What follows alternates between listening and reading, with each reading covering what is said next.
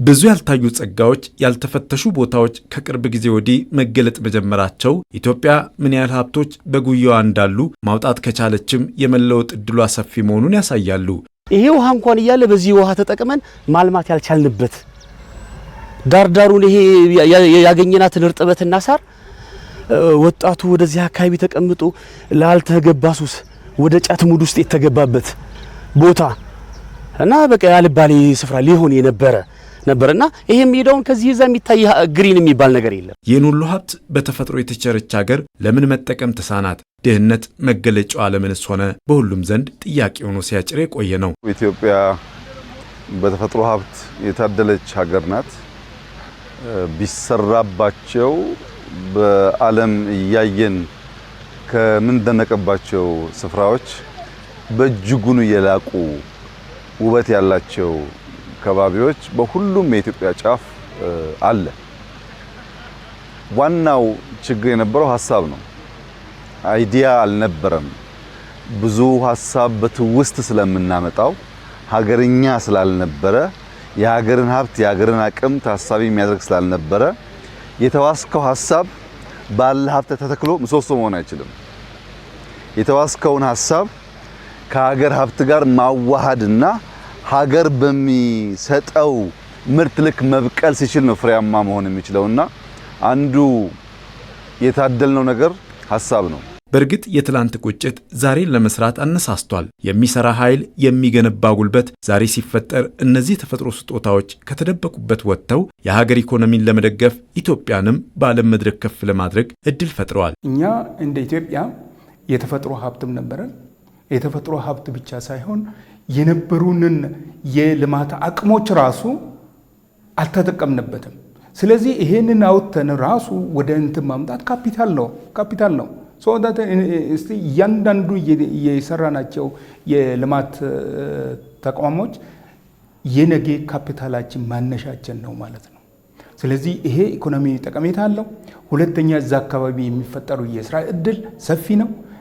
ከዛ በኋላ ትስስር ውስጥ ተመጋጋቢነት እንዲኖረው ከማድረግም አንፃር ጉልህ ድርሻ ነው ያለው። መንግስት ከቅርብ ጊዜ ወዲህ በብዝሃ ኢኮኖሚ ግንባታ በትኩረት እየሰራበት ካሉ ዘርፎች መካከል አንዱ ቱሪዝም ነው። በቱሪዝም ዘርፉ የሀገርን እድገት ለማረጋገጥ በርካታ አዳዲስና ነባር መዳረሻዎችን በማልማት የተደበቁ ሀብቶች እንዲወጡ ለኢኮኖሚውም ድርሻ እንዲጫወቱ እያደረገ ነው። ያልታዩ ውበቶች ሲወጡ የተፈጥሮ ስጦታ ላይ ጥቂት ስራ ሲታከልበት ለበርካቶች መሳብ፣ ለብዙዎች መዳረሻነት ኢትዮጵያ ተመራጭ ሆናለች። እዚህ ከመምጣቴ በፊት ያሉ ነገሮችን በጎግል ለማየት ሞክሬያለሁ። ከመጣው በኋላ ያየሁት ነገር ይበልጥ ስቦኛል። ሰዎች ማየት የሚገባቸው ውብ ስፍራ ነው። አየሩም ተስማሚ ነው። የበለጠ ለማየት ጓጉቻለሁ። ወደ ኢትዮጵያ ስመጣ የመጀመሪያዬ ነው። በጣም ደስ የሚል ውብ ሀገር ነው የተመለከትኩት። ይህ ስፍራ በተለይ በጣም ልዩ ነው። ባለፉት ጥቂት ዓመታት ውስጥ የቦታ ርቀት ያልገደባቸው የተፈጥሮ አቀማመጥ ያልበገራቸው በርካታ የልማት ስራዎች በየአቅጣጫው ተሰርተዋል። እነዚህ ልማቶች ከተማውንም የገጠሩንም የሀገሪቱ ክፍል ያማከሉ መሆናቸው የሕዝቡን እኩል ኢኮኖሚያዊ ተጠቃሚነትን ለማረጋገጥ ትልቅ ድርሻ የሚጫወትም ነው። በጣም ከባድ ጊዜ ላይ ነበር ይሄ ስራ የተጀመረው። የሁለት ልጆች እናት ነኝ።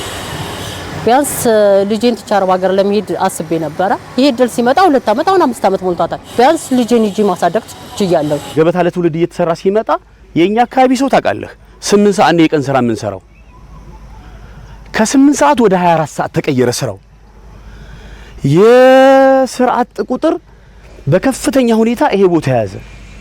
ከተማው ላይ ያሉት ሆቴሎች ምናምን ምግብ በማቅረብ በተለያየ ነገር ምናምን በቃ ትልቅ የስራ እድል ተፈጠረ። ለቱሪስት ሳይትነት ራቅ ተደርጎ የተሰሩ እንትኖች አሉ።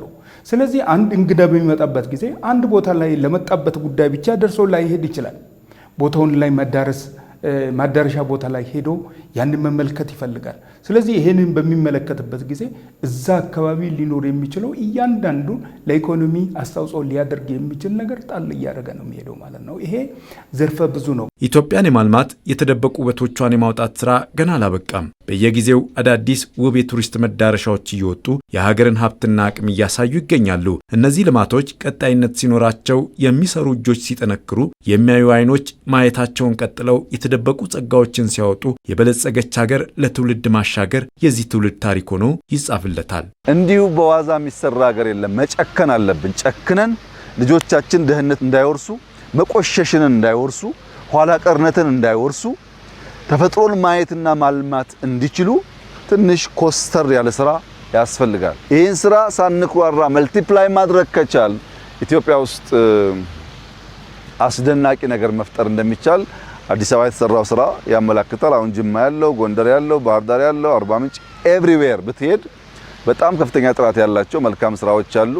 አይናችን ተገልጦ እናያለን፣ እናስባለን፣ አይዲያችንን እናስቀምጣለን።